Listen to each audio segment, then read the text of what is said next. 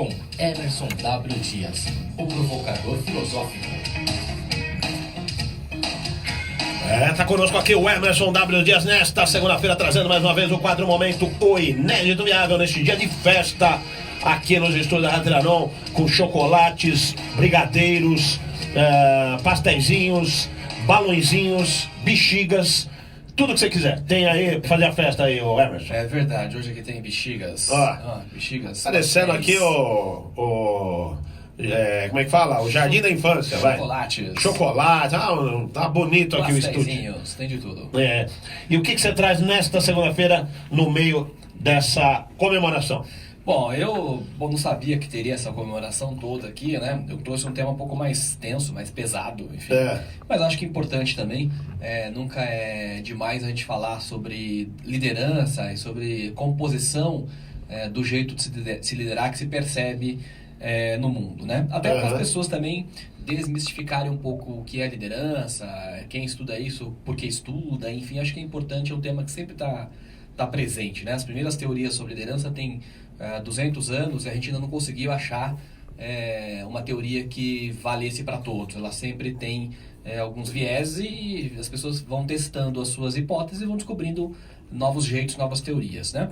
Certo. Mas no programa 327, que eu falei aqui da teoria dos altos escalões, eu dizia que a composição das organizações tem muito a cara da sua diretoria, né? Ou seja, o alto escalão define um pouco a estratégia da empresa baseada nos seus próprios vieses. Então essa teoria explora isso. E eu queria dar continuidade, porque eu toquei nessa teoria, algumas pessoas me disseram, mas você falou superficialmente. Eu falei, sim, é porque não dá tempo de você falar de uma teoria tão extensa em poucos minutos. Eu trouxe a segunda parte dela, que acho que é uma parte interessante também, que entra no lado da psicologia da liderança. Olha só, essa teoria dos altos escalões, ela fala o seguinte, a liderança muitas vezes ela vai para o lado do que ele se chama de tétrade sombria. Como é que é o negócio? Tétrade sombria. E o que significa esse negócio? Bom, tétrade todo mundo lembra, né? É tetra! Né? Tafarel, certo? Ou seja, tem 4 elementos aí que formam uma psicologia sombria na liderança. E aí, o que a própria teoria diz, né? É que a cultura, ela pode frear esse traço de personalidade e sobrepor em relação às organizações. Mas é importante a gente conhecê-los. Quais são os 4 elementos da tétrade sombria? Primeiro, o narcisismo, certo? E eu já falei sobre narcisismo aqui no programa 314. Agora eu estou trazendo os números do programa, Renato, porque acho que ajuda a indexar as pessoas do conteúdo que a gente fala aqui, já explorou anteriormente, e vai criando uma conexão entre uma coisa e outra, e a gente vai evoluindo também, acho que é legal.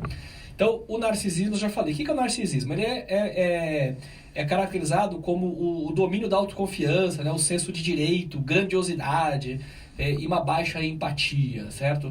Então, a pessoa narcisista é aquela que só olha para si, né? Aquela historinha lá do mito de Narciso, que ele olha pro rio, vê a sua própria imagem, se apaixona por ela e entra no rio e morre afogado, certo? Então, essa é a ideia do narcisismo.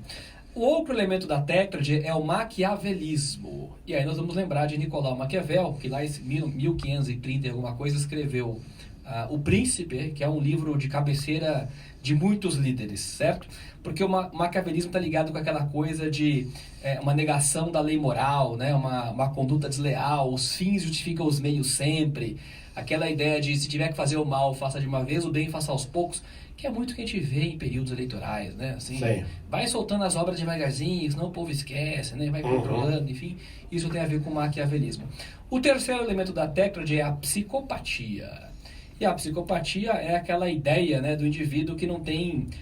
ele é amoral, né, antissocial, ele não tem empatia pelo outro, ele não reconhece a sensação e sentimento que há em si e em relação ao outro, né? Uma pessoa... que sua psicopatia é um problema para a sociedade. E o último elemento é o sadismo.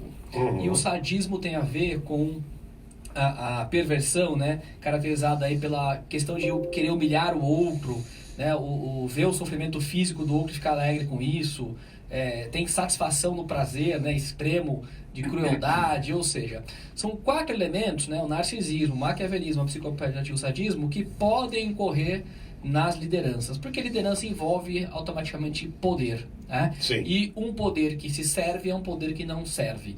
Então, a gente precisa estar muito atento, eu estou falando desses 4 elementos da técnica de sombria hoje, porque é uma frase do Michael Bloomberg, né, que se lançou como pré-candidato à campanha nos Estados Unidos, e eu achei interessante a frase que ele diz. Ele diz o seguinte: bom, eu vou me lançar como pré-candidato porque o que eu estou vendo aí na América vai ser um desastre na economia e um desastre para o meio ambiente mundial. Né?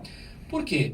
Porque o amigo Trump, ele reúne boa parte dessa tétrade sombria, né? Um sujeito completamente narcisista, um sujeito maquiavélico, um sujeito de um sadismo, né? Ele já falou coisas sobre a África, sobre os mexicanos, sobre o Médio Oriente, sobre os coreanos, ou seja, ele tem um certo prazer em ver o sofrimento alheio. E eu desconfio também que ele tem um alto traço de psicopatia, né? Então essa frase do Michael Bloomberg me fez pensar sobre essa segunda parte da teoria, e eu acho que isso é muito importante, né? E aí eu fui buscar a questão: como é que você controla isso? Você controla isso pela cultura. Ou seja, você não pode deixar que esses elementos de narcisista, maquiavelista, psicopata e sadista, né, o sadismo, ele prevaleça na sociedade. Você tem que sempre recriminar esse tipo de coisa. Então, toda vez que alguém faz uma frase que soa narcisista, é bom dar um feedback. Quando alguém solta uma frase que é maquiavélica, é bom você fazer ele pensar em relação ao próximo. Quando ele solta um elemento de psicopatia, talvez valha a pena ficar um pouco distante. E quando ele é sádico, ou seja, quando ele vê graça, ou ele vê alegria, se sente feliz com o sofrimento alheio, né? Quando ele olha, por exemplo, para pessoas que não têm o mínimo de condição de dignidade de vida e acha que ainda tem que maltratar mais ainda, né? Ou seja, fala uma frase completamente ultrajante do ponto de vista humano, a gente sempre tem que recriminar, a gente sempre tem que lutar. Por quê? Porque o único meio de você prevalecer e lutar contra uma cultura de uma tétrade sombria é você impor uma cultura humanista. Ou seja, você não deixar que esses freios, no caso, né, de um país democrata, eles soltem, né? Você não pode dar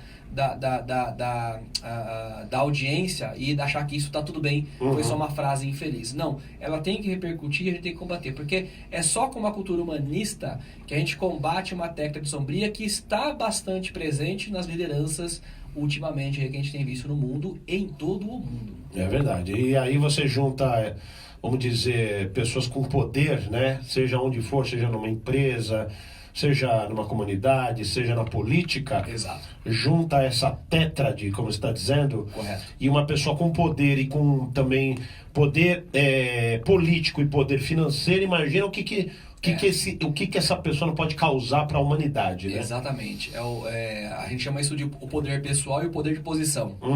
O poder pessoal é uma pessoa carismática, né, que acolhe muito, assim, as suas falas são muito acolhidas na sociedade e tal. Isso é o poder da pessoa. É inegável que muita gente tem isso pro bem e pro mal. Agora, quando esse poder pessoal combina o poder de posição, ou seja, o cara tem a caneta, exatamente, esse é um problema para a sociedade. É um problema, né, gigantesco. Esse é um problema. Então, acho que a gente está atento a essa tétrade sombria que está sempre piscando aí nas lideranças atualmente, e a gente, como sociedade, tem que combater isso com a cultura humanista e não deixar barato frases que possam parecer: foi só brincadeirinha. Não é só brincadeirinha. As pessoas ficam testando para ver a aderência até onde vai. Né? A gente não pode dar mole, porque isso é muito perigoso. É isso aí. E antes de você falar a frase do dia aqui, tem o César tá comentando aqui, esse último elemento que você citou, Emerson, eu sofri muito no meu primeiro trabalho através do gerente, que era na época meu superior. Não vou citar nome por respeito à pessoa, pois a mesma lá ainda trabalha. O último elemento é o sadismo. É o Maia, talvez, não sei se tem o pior, mas é um dos piores. É muito comum, né, Renato? A gente vê as pessoas... Eu vi muito, e sabe por que eu também pensei nisso? Até nessa questão do Dia da Consciência Negra, muita gente, eu digo assim, existem pessoas preconceituosas por ignorância ou por maldade. Por ignorância a gente educa, a gente explica, a gente ensina, não tem problema. Quantas vezes for necessário a gente explica. Agora, por maldade a gente não resolve. Então eu vi muito isso, assim, no Dia da Consciência Negra, muito sadismo, sabe assim? De você menosprezar a história. Aliás, hoje na TV Cultura vai estar entrevistado lá o jornalista que escreveu o livro Escravidão.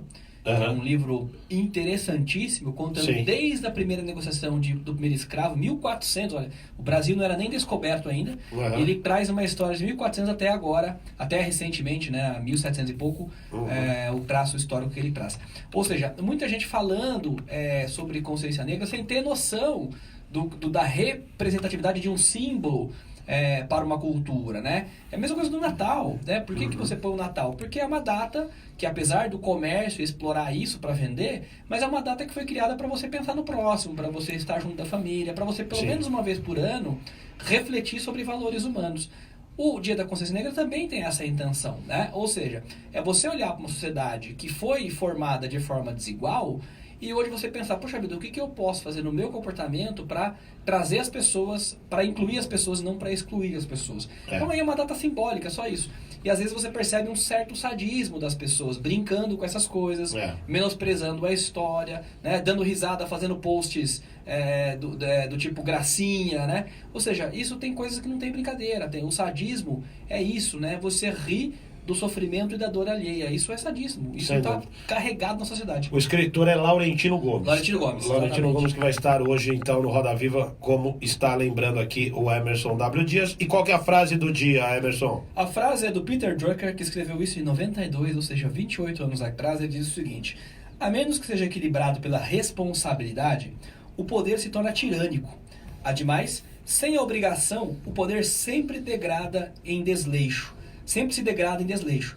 Portanto, a demanda por organizações com responsabilidade social continuará crescendo. Sem dúvida. As empresas que tiverem esse viés, essa preocupação e essa cultura, como você está dizendo, vão sempre estar, inclusive, muito bem posicionadas, né? Correto. Não necessariamente, porque as empresas, é claro, elas precisam sobreviver economicamente. Sim. Mas às vezes não é só isso que interessa para a sociedade. É a posição dela também no aspecto social, no aspecto cultural. Isso também tem grande relevância e cada vez mais. Sem dúvida nenhuma. E, inclusive, está aprovado, né, que quando você a inclui, você aumenta rentabilidade, aumenta lucro. Ou seja, não é uma questão só de somos legaizinhos. Também dá para ganhar dinheiro com isso. Com certeza, aí eu acho claro. uma coisa interessante. É isso aí. E crescer com sustentabilidade, que também é a visão aí dos empresários modernos, atuais e tal. Correto. E quais deixa os seus sites, as informações, Emerson? O site é www.oineditoviável.com.br e nas redes sociais é só procurar o Inédito Viável no Facebook, Instagram e no YouTube, o canal Inédito Viável, que é acessando todo o conteúdo que a gente fala aqui às segundas-feiras no Radar Paulista. Tá certo, então te aguardo na semana que vem com mais um momento O Inédito Viável, Emerson. Até segunda, Renato. Até lá, ótima semana pra você. Todos nós. Bom, e tá aqui conosco, viu, Jucá, também, a Marisa Mariá.